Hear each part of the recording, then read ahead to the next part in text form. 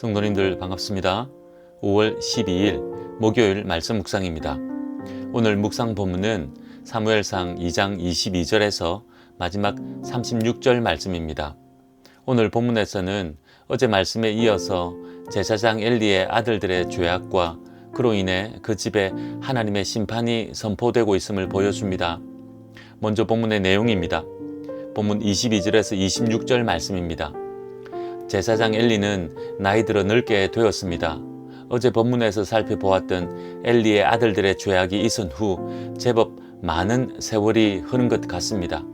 그럼에도 이 아들들은 달라진 것 없이 패역함은 더욱 심해졌습니다. 회막문에서 수종드는 여인들과 동침하는 음란과 부정을 아무렇지도 않게 저지르고 있었습니다. 이 사실을 백성들이 모두 알고 있었습니다. 이 죄악의 소문이 엘리에게 들렸습니다. 엘리는 아들들에게 그리하지 말라고 책망합니다. 이들의 죄악으로 말미암아 백성들까지 실족하게 하여 죄짓게 하고 있다고 탄식합니다. 이 죄악은 사람에게 범한 죄가 아니라 하나님께 범한 죄이기 때문에 변호할 사람이 아무도 없다고 제발 그리하지 말라고 책망합니다. 하지만 아들들은 늙은 아버지 엘리의 말을 듣지 않습니다.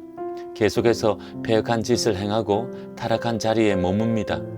이들의 불순종과 패역함을 본문 25절 하반절은 여호와께서 그들을 죽이기로 뜻하셨음이더라 라고 표현하고 있습니다.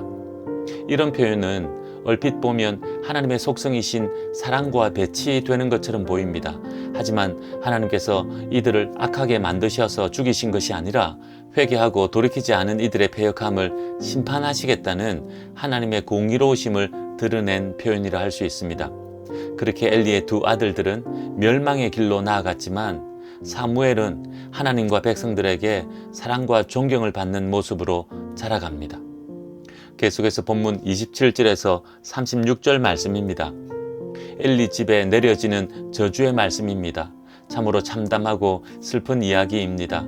하지만 타락하여 패역한 자들을 대신할 하나님의 사람 사무엘을 준비시킨 하나님이십니다.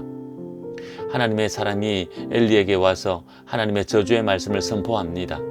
하나님의 사람이 누구인지는 정확하게 알 수 없습니다. 천사인지 이름이 알려지지 않은 선지자인지 알 수 없지만 분명하게 하나님의 말씀을 엘리에게 전했다는 것입니다. 먼저 출애굽대로 그슬로 올라가 레위 지파 아론의 자손들을 제사장으로 택하셔서 축복하신 사실을 기억하게 합니다. 엘리 가문의 조상들입니다. 하나님께서 이들에게 거룩한 직무를 맡기셨고 축복하셨습니다. 우리가 레위기를 묵상하면서 배웠듯이 제사 드릴 때 하나님께서는 제물의 고기 중에서 제사장의 몫을 정하시고 허락하셨습니다. 그것으로 충분히 제사장들의 필요를 채울 수 있었습니다. 하지만 엘리의 아들들은 하나님께서 정하신 규례를 무시하고 자신들 마음대로 제물의 고기에 손을 대고 하나님의 제사를 멸시했던 것입니다. 이런 패역한 모습을 본문 29절에서는 내 제물과 예물을 밟으며 라고, 그리고 네 아들들을 나보다 더 중히 여겨 라고, 또 가장 좋은 것으로 너희들을 살찌게 하느냐라고 말씀하며 엘리를 책망하고 있습니다. 그러시면서 30절 하반절에서 단호하게 말씀하십니다. 나를 존중히 여기는 자를 내가 존중히 여기고 나를 멸시하는 자를 내가 경멸하리라 라고 말입니다. 하나님께서는 엘리 가문에 허락하셨던 거룩한 직분과 축복을 취소하시면서 거두어 가시겠다 하십니다. 이어서 어떻게 거두어 가실지를 두려운 말씀으로 선포하십니다. 팔을 끊겠다 하십니다. 노인이 하나도 없게 하시겠다 하십니다. 팔과 노인은 힘과 권세를 상징합니다. 이제껏 누렸던 모든 영광을 거두시겠다는 것입니다. 이스라엘이 복을 받을 때도 엘리 집안은 소외되고 망하게 될 것이라 하십니다. 아이가 태어나도 일찍 죽을 것이라 하십니다. 그리고 패역한 두 아들 홈니와 비느하스가 한날에 죽을 것이라고 말씀하십니다. 그리고 마지막 36절에서는 엘리 집안에 남은 자도 먹을 것을 구걸하고 직분을 구걸하는 비참한 신세가 될 것이라 말씀하십니다. 이렇게 선포된 저주의 말씀은 이후 모두 그대로 실현됩니다. 참으로 두렵고 안타까운 일입니다. 하지만 하나님께서는 엘리에게 심판의 말씀을 선포하시면서 이스라엘을 위하여 새로운 제사장을 일으키겠다 하십니다. 그는 충실하고 하나님의 마음과 뜻을 따르는 자가 될 것이라 하십니다. 하나님께서는 그를 위하여 견고한 집을 세우겠다 약속하십니다. 이 새로운 제사장이 가장 먼저는 사무엘이라고 할 수 있지만 사무엘만을 의미하는 것은 아닙니다. 이후 다윗 시대부터 활동했던 사독 가문으로 이해할 수 있습니다. 하나님께서는 말씀하신 대로 그 역사를 이루어 가십니다.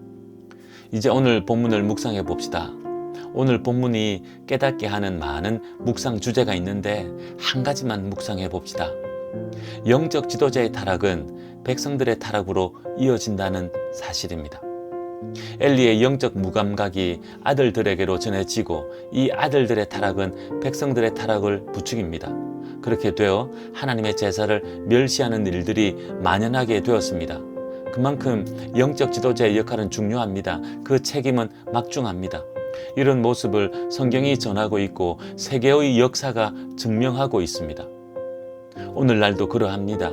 최첨단을 달리는 21세기이지만 이 시대도 영적 지도자의 역할은 너무나 중요합니다.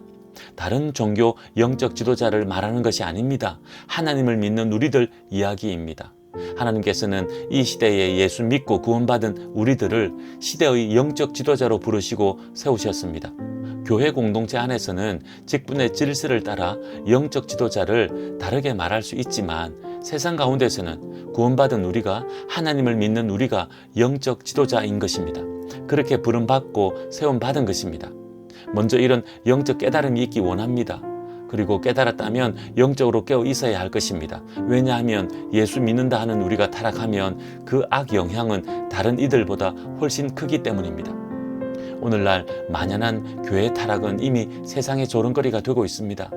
그런 가운데 아무리 복음을 전한다고 외쳐도 세상 사람들은 듣지 않습니다. 그러니 먼저 우리의 모습을 돌아보아야 할 것입니다.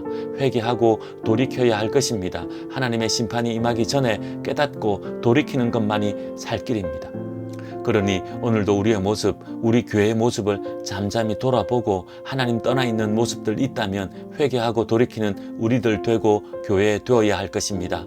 하나님 앞으로 나아갑시다. 잘못된 길을 멈추고 바른 길로 나아갑시다. 나는 아니라 할지라도 우리가 그렇다면 우리 교회는 아니라 할지라도 다른 많은 교회가 그렇다면 나의 잘못으로 인정하고 하나님 앞에 나아가는 겸손한 자, 애통한 자 되기 원합니다. 기도하겠습니다. 하나님 아버지, 슬프고 두려운 말씀을 듣습니다. 저주가 임할 것이라는 하나님의 심판이 선포되고 있습니다. 그럼에도 돌이키지 않는 영적 무지에 어리석고 안타까운 이들을 봅니다. 오늘 우리의 모습은 아닙니까? 두려운 마음으로 말씀 앞에 서오니 저희들 영적으로 깨어 있게 하시고 하나님 말씀 붙들게 하옵소서. 오늘도 하나님 말씀과 뜻을 따라 살게 하옵소서. 예수님의 이름으로 기도하옵나이다. 아멘. 오늘은 우리 이웃을 위해 기도하는 날입니다. 혹시 우리 이웃들 중에 영적 무지로 하나님 떠나고 하나님을 대적하는 이런 안타까운 자리에 서 있는 이들 있다면 돌이키게 해달라고 간절하게 기도합시다. 그렇게 하여 하나님 만나게 해달라고 간절하게 기도하는 하루 됩시다. 오늘도 믿음으로 승리하십시오.